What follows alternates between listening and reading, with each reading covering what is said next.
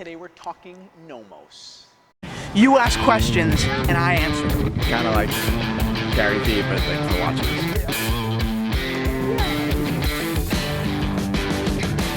Boom, watch fan. What's up, watch fan? Welcome to episode 19 of ASKTNH. I don't have a table, so I usually do the ASKTNH, but I can't right now. It's the same day it was the last time you saw this episode. I recorded them both at the same time because we're hustling it out. I'm wearing the same sweater. I can't deny it. I'm wearing this. These people are they can notice where we are. Our photographer is going to be away for winter break, so we had to crank out like 5 episodes. So we are absolutely hustling right now. And in between these episodes, when they appear, you're going to see some little videos from me, handheld cell phone kind of selfie videos, shitting on the industry. So anyway, let's get into the show. Does Nomos have power to influence the industry? Tremendous power. Nomos has tremendous power to influence the watch industry. I mean, that honestly, I want you to stop there and kind of bathe in that. Why? Nomos has tremendous power to influence industry. Sound like I'm writing a thesis because of their price point. Really, Nomos in that really 2,000, right, and even aftermarket below that, into predominantly sub $10,000 watches with the Worldtimer. People have a tremendous ability to reach the mass market, right? Because although most people buying watches maybe aren't spending thousands of dollars, once they are, 2,000 is not a lot. Once you can justify spending any sort of thousands of dollars, $2,000 is not a lot, and you can slowly work your way up through the Nomos line at a very, very reasonable price point. So I think for me, the Orion or the Orion, whatever, is like that kind of entry. I would go past the club. I love the club, but for me, it's the Orion. It's at 33 millimeters, which is absolutely really, really amazing because how respectful it is to the history of watchmaking. Because size is very historic. People used to wear smaller watches, and I really like that they do that. They kind of get you into the heritage. They're not trying to exploit you at 42 millimeters and leave you to dead when you have 4 watches that are shit once you know a thing or two about watches. So I think that Nomos is handling their power really well and delivering a really honest product, starting with the Orion.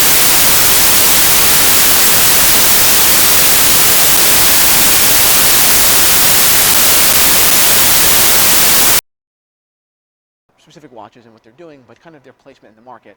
And the Metro, in the $3,000 range, $3,300 range, is also tremendous. You're putting it alongside, like Bell & Ross. You're putting it alongside a lot of Breitlings. And these Nomos calibers, really well decorated from a really boutique-y, although slowly turning mass market-y brand that doesn't have history, but kind of in a really cool, badass way. I like that. I really like not only that 2,000 with the Orion, but moving up to the Metro, the 3,300. I guess further than that, you have the regular Zurich, right, non-Worldtimer, it's the standard, and this is kind of the evolution of kind of following through that line and the price points they're hitting.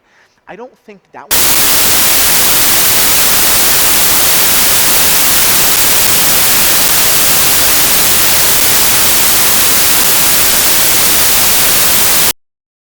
millimeter as opposed to the 33, different variation. So that one to me is a bit of a miss, but further you have the Zurich Worldtimer, right? And you have this watch that is absolutely, well, it's not technically a Worldtimer, I think I read that. I don't know, Hodinkee or probably something. It's changing the way we see complication, I think, very largely. You walk into a watch store prior to the popularization of Nomos, and maybe you got a chronograph for $8,000. A solid, a vaguely solid chronograph, for $8,000. Not a really cheap one, but a fair one. This Worldtimer is way cooler than a chronograph. That's it. I mean, it's so much more interesting. I mean, the design alone is more interesting than largely many chronographs. Nonetheless, the function it has, it's cooler than a GMT in a lot of ways because it has the function, right? I think that watch alone, if Nomos was only the Worldtimer, would have a tremendous ability to influence the market. I think that if you walk into a watch store, knowing about watches or not, and you see that Worldtimer in blue, you're going to love it. and you're going to walk up to it and you're going to hold it, and guess what? Now you know Nomos. And now you're introduced into the world of mechanical watches, and that's a really great place to be introduced. I mean, at the price point of $6,100, $6,200, and then pre-owned, I'm sure you can get it down, into the 4,000s. That's fucking amazing. You can't touch a Rolex for 6,000, 7,000, time only, which is, I mean, insane. Although perpetual's a little less, to fact check myself. So that value prop is tremendous. Further, they have the Lambda and all that stuff, but just to end it there, that whole $2,000 to $6,000 range, to me, is a really sweet spot for people who get into watches at a serious level and then cap out at a reasonable level. I mean, it's not weird to cap out at $6,000 in watches. I mean, I see people all the time that spend hundreds of thousands of dollars on watches, but most people don't, and most people are really into getting the most bang they can at $3-4 grand, which is a lot of money. Anyone who dismisses that is really no watch friend of mine. So Nomos has this tremendous ability in their price point and then in their design. They really appeal to it's a Bauhaus, really simplistic design that appeals to refined people, right? I mean, is that nasty to say? I think that it appeals to people who have a clean taste. They're not huge like a typical German, like a Lange or something like that. They're refined, they're relatively thin with black Cordovan straps and brown Cordovan straps and large dials. They're really beautiful. They're really just, to look at, so appealing. I really do think that with the price point and the aesthetic, if you look at that in a watch store, whether you're a watch guy or not, shut the up. You're going to be attracted to it. And then finally, to me, it's the value, right? Which grants you viewership, grants you publicity from watch blogs, from Hodinkee, from real people who have great influence. Because otherwise, without that value, you're really not going to get it in a positive light. So between their price point, which is tremendous, their design, which is really just beautiful, in my opinion, I think you guys would agree as well, most watch people do, and then the value they represent and the publicity that comes along with that, Nomos has potential to change the watch market more than almost any other, in my opinion, brand in Wimpy or in Tourneau. I don't think they're in Tourneau, but in the mass culture.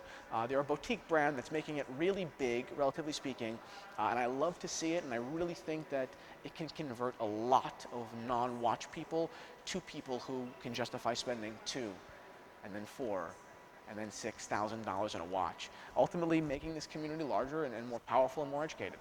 I love Nomos. Thank you guys for watching episode 19 of AskTNH. I can't believe how far we've come. 19 episodes. Jesus Christ. Thank you guys for watching. You guys know how much I appreciate you, and if you don't, I appreciate every single one of you and the attention you give me, whether it's for 4 minutes or 6 minutes. I can't tell you guys, shut the up. People speak so loudly. Thank you guys very much.